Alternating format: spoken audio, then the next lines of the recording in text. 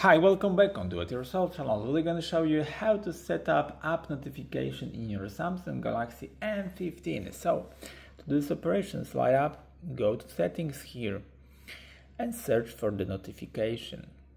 There is an app notification on the app.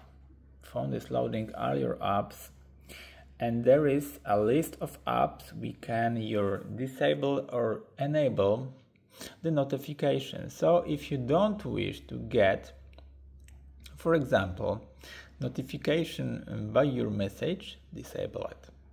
Yep. If you want to have a notification by your hard drive or drive from Google, enable it. So everything will be in your drive. You have get notification on the upper side here. Yep. YouTube, for example, SmartThings, and many more. You can personalize to your own all apps in your phone. So that's it for now. I hope the video is helpful for you. If yes, you can leave like, leave comment and leave subscribe, and see you by next video. Hey!